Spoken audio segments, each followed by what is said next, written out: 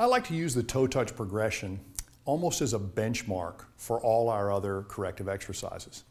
It's one of our go-to moves, and if you've been to an FMS workshop or seen some of our videos or seen me present live or even seen what Greg and the gang do over at TPI, the forward bend, that primal pattern of just hip hinging, is so fundamental, and yet it's so broken in our society. There's a couple of nuances because it's really easy to see the toe-touch progression as a magic bullet. But I often find people using the toe-touch progression for long periods of time. And that sort of disappoints me because once you break through a pattern, you should easily be able to engineer a workout or a program or a fitness activity that maintains that hip hinge and actually contributes to the metabolism or general fitness of the body as well. So I want to go through some of the pearls of the toe-touch progression, and I want you to also realize that these pearls are in almost every big correction that we're doing, from rolling to deep squatting to single leg stance, and many of the things we do when we're sort of engaging your motor control system. So the toe-touch progression is a simple and easy thing to coach, but there's a lot of moving parts and there's a lot going on. So I got a challenge for you. I'm going to whiteboard everything that's going on in the toe-touch progression, so maybe you'll have a slightly greater appreciation for it. And then I'm going to do a live coaching session. Don't watch them together. Watch this and go coach somebody through toe-touch progression. And then tune in and watch me do the coaching and see what I did differently and what you did differently, and see maybe if I got to the client or got to the athlete in a little bit different way than you did, because the way I demonstrate the importance of the toe-touch progression to you, the pro, and what you communicate to the person going through that anxiety situation. Remember, you're taking somebody who can't do a movement pattern and you're going to shove them into a brand new movement pattern in a very small fraction of time. That's a lot of neural input. You got to be there for them. You got to talk them through it. So if you're just reading to them what I'm saying up here while you're coaching them, you're not coaching them. You're just memorizing all those things that you're supposed to do. So that's helping you, but it's not helping them. So the way I demonstrate the whiteboard talk on toe-touch progression, the way I coach, are two completely different things. But let's just go through that. We've got a person right here who's struggling, trying to touch their toes, okay? And there's the kneecap right there, and they're doing the best they can, and like, I haven't touched my toes in 20 years. Well, it's really easy for us to want to coach them through that, but they got a paradigm. The one thing, I don't care where they feel it as long as it's not pain. You could feel it in the high part of your calf, you could feel it in your hamstrings, you could feel it in your low back, you could feel it pull right here. It doesn't really matter to me where you feel it from a fitness, stretch, or exercise standpoint. The fact that you're 18 inches from your toes is what bothers me a bit. And so when I have an opportunity to do this, the very first thing I check is the test that is nicely embedded in the FMS, the active straight leg raise, okay?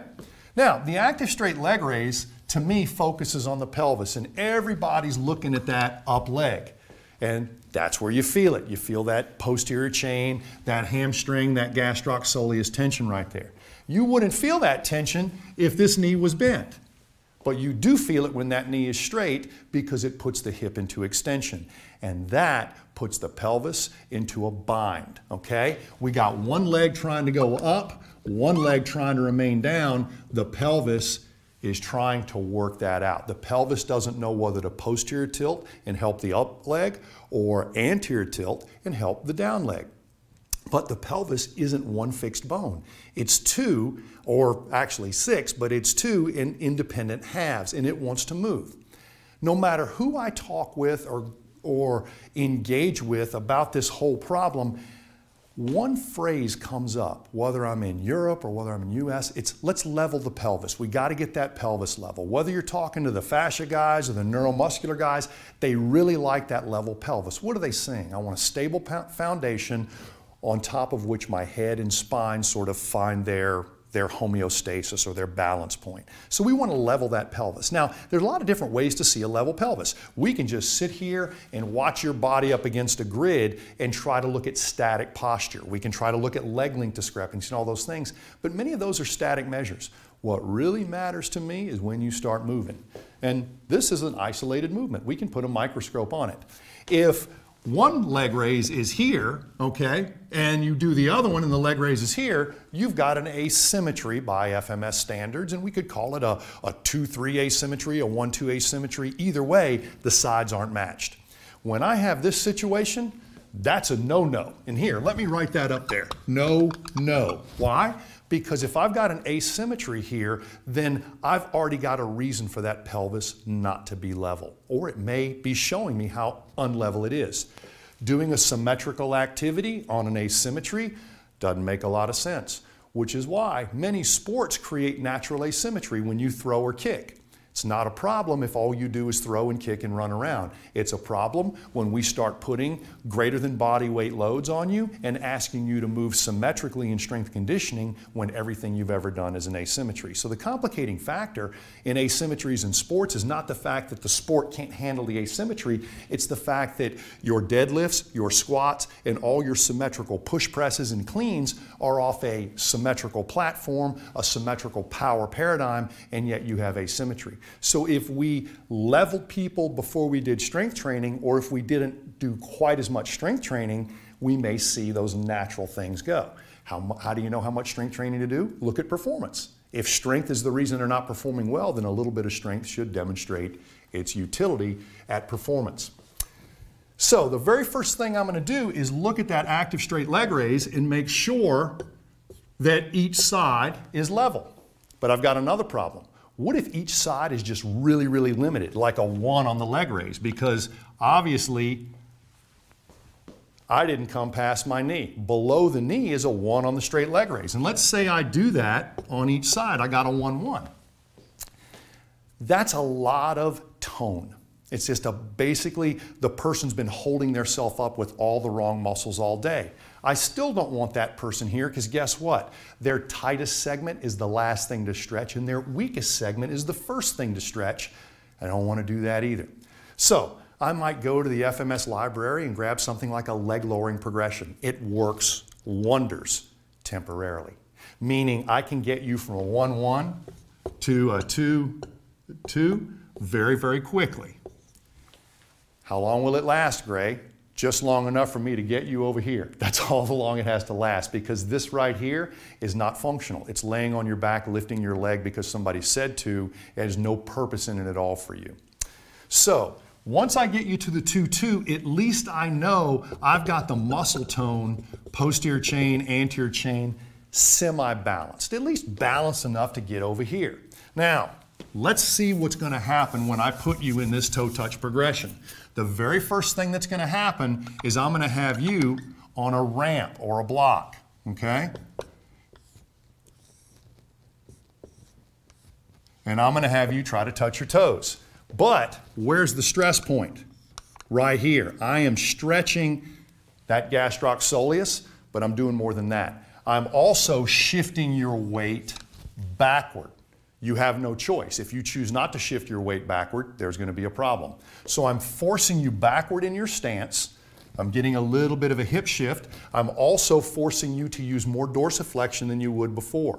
Now, most people only see it from this version. I'm not really trying to coach how much you bend here, but there's one thing that I often see people doing in a toe touch progression, and that's head in that position. Well, if the rest of the spine is flexing, why are we looking up? Well, they're looking up because you won't stop running your mouth or you won't give them permission to look down. I want their eyes looking at the exact same point of the weight shift. Well, when we bring their eyes down and really get them to breathe, I want their eye looking right at the towel roll or foam roll they have. Now, let's look at this from the front. There's your pelvis. Okay, I want your feet as close together as possible. It's very hard for people to stick something between their knees when their feet are close unless you give them permission to flex. And when we stick something between their knees, it can be at the level of the knee joint, slightly below or slightly above, wherever it's comfortable, but I need just a slight outward pressure for you to squeeze into. Squeezing in does a couple of things. Number one, that fixed foot position. Feet got to be touching. That allows me to get my tibia to line up with my femur a little bit better. We also, by squeezing, bias the IT band. Now, as we're going down, whether the toes are lifted or whether the heels are lifted, I need you to squeeze this. When you bend down, you're going to reach a barrier. The very first thing you want to do is squeeze that roll. That's going to give you either full resolution of your problem or partial. It's going to pick up something. Once you've gone that far, I'm going to allow you to bend your knees and squat down while still squeezing. When you come back up, and this is the most important part, most people just come up like this and go right back down. That is not where we are. I want you reaching tall, okay? So I need you reaching your hands as high and tall as possible. This challenges people's balance too, because remember, I've set you back on your heels. You're going to have to hold your feet together and reach tall. Now, you're going to go through the toe touch. Here's another thing.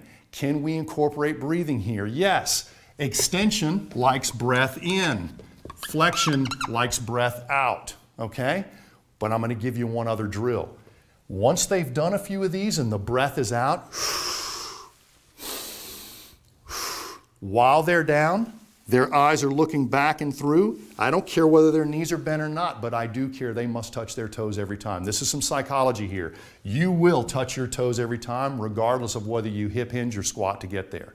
It is more important for you to get to your toes because you've never been there before, and then the way you get to your toes, we will coach. Some people will need more of the squat, some people will need less, depending on what's going on. As you're breathing, once I get you down and touching your toes, whether your knees are bent or not, I want you to cycle at least one breath down there, thus sending a signal through your central nervous system that all is good and we can live here.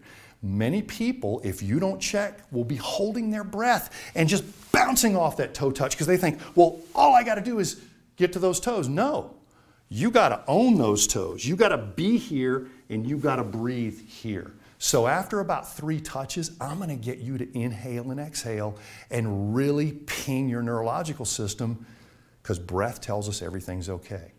In yoga, they teach that. You get to a position, you feel a barrier. Do you push through it or breathe through it? You frickin' breathe through it.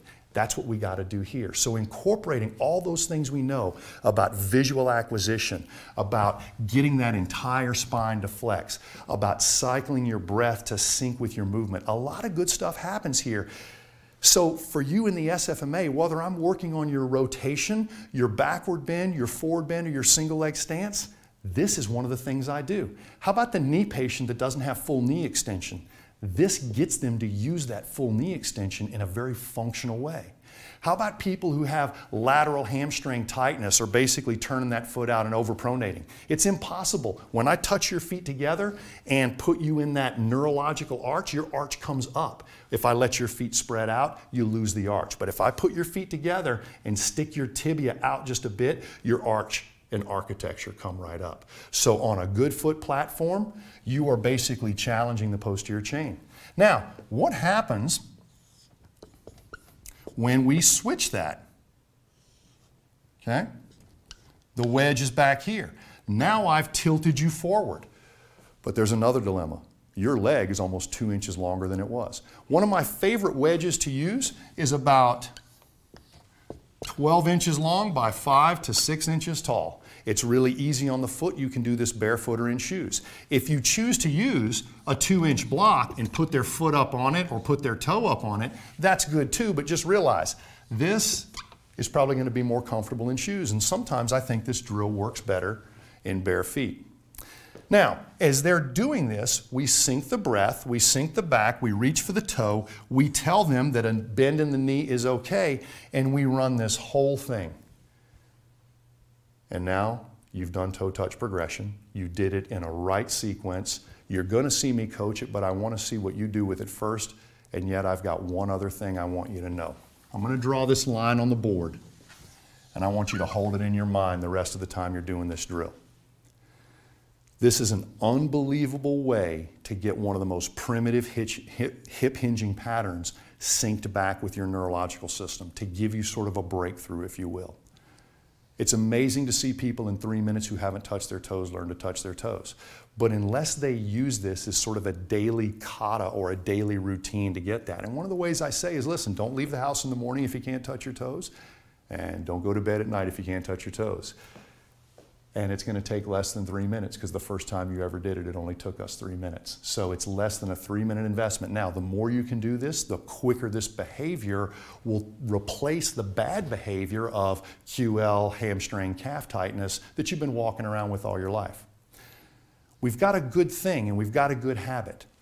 What I want you to be thinking of is, what are you going to do after that? Because you just defragged the hard drive. You just opened up that lumbo-pelvic rhythm in a very simple and primal pattern.